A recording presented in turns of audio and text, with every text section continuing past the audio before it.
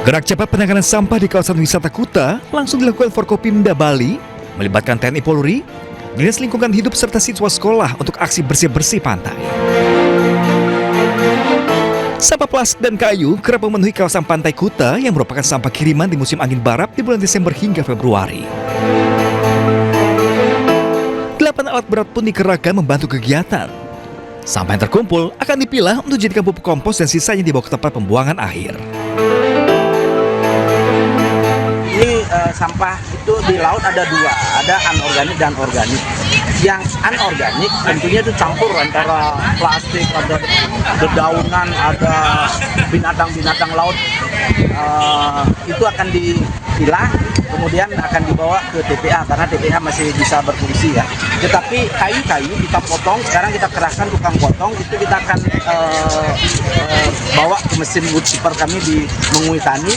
Setelah menjadi bubuk, dia banyak fungsinya, bisa buat kompos, bisa untuk menguruk, bisa untuk media tanam. Itu untuk kayu-kayunya, kita udah siapkan alat untuk mencacah.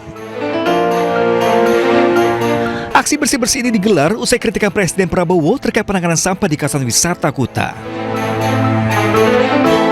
Oh, Bali so dirty now. Bali not nice. Maaf ya, Gubernur Bupati-Bupati dari Bali ini real loh. Bali bulan Desember 2025. Ini pantai Bali. Bagaimana turis mau datang ke situ lihat sampah?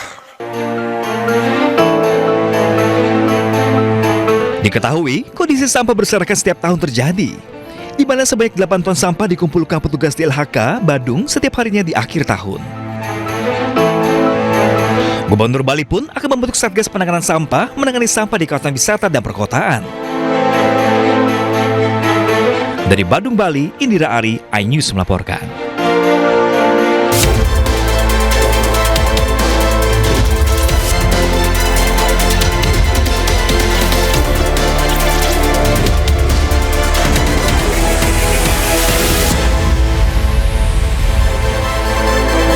Halo, selamat siang pemirsa. Mendukung perjuangan kemerdekaan Palestina, 16 ormas Islam setuju Indonesia bergabung ke Board of Peace. Sementara itu, pemerintah juga akan meneruskan proyek kereta cepat hingga Surabaya.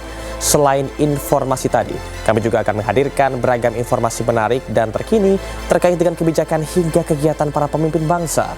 Bersama saya Camar Haenda, inilah Pemimpin Rakyat. Pemimpin beraksi, rakyat awasi.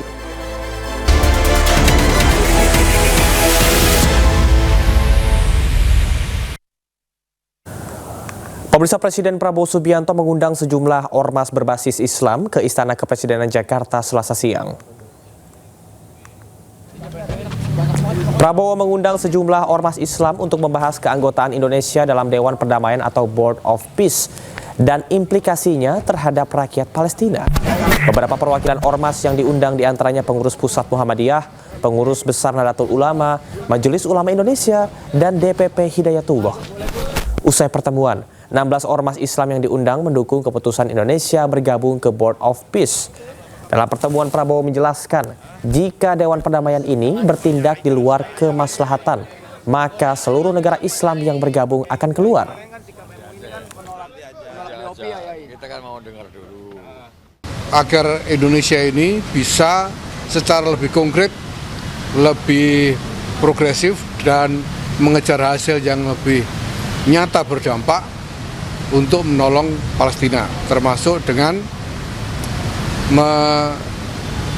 mengikuti atau berpartisipasi di dalam inisiatif yang dibuat oleh Amerika, yaitu Board of Peace ini, dengan diiringi konsolidasi di antara negara-negara Islam dan negara-negara Timur Tengah yang juga berpartisipasi di dalam Board of Peace tersebut, sehingga hal-hal yang nanti dilakukan di dalam dewan tersebut akan menjadi langkah yang terkonsolidasi di antara negara-negara yang memang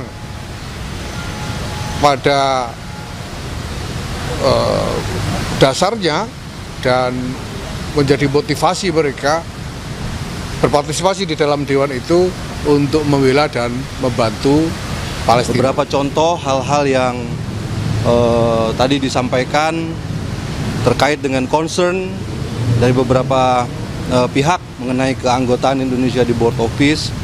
Pertama adalah bahwa masuknya Indonesia ke Board of Peace ini merupakan bagian dari komitmen Indonesia untuk menciptakan pertama perdamaian di kawasan Timur Tengah, khususnya di Palestina dan Gaza. Kemudian seperti juga saya sudah sampaikan bahwa kompas ataupun arah daripada upaya-upaya ini adalah untuk tercapainya solusi dua negara, dan itu sudah jelas. Kemudian disampaikan juga mengenai keterlibatan Indonesia pada saat nanti mengirimkan pasukan ke Gaza, kemudian apa yang harus dilakukan, apa yang tidak harus dilakukan. Saya kira itu semua udah sinkron dengan apa yang direncanakan. Kita beralih ke informasi lain. Istana membantah kabar yang menyebut Presiden Prabowo menggunakan 2 pesawat saat bepergian ke luar negeri. Faktanya, Prabowo hanya menggunakan 1 pesawat kepresidenan.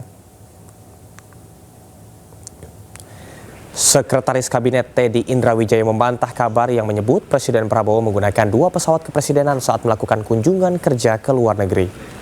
Bahkan, Teddy menjelaskan, sebelum menjabat sebagai presiden, Prabowo Subianto menggunakan pesawat milik pribadi.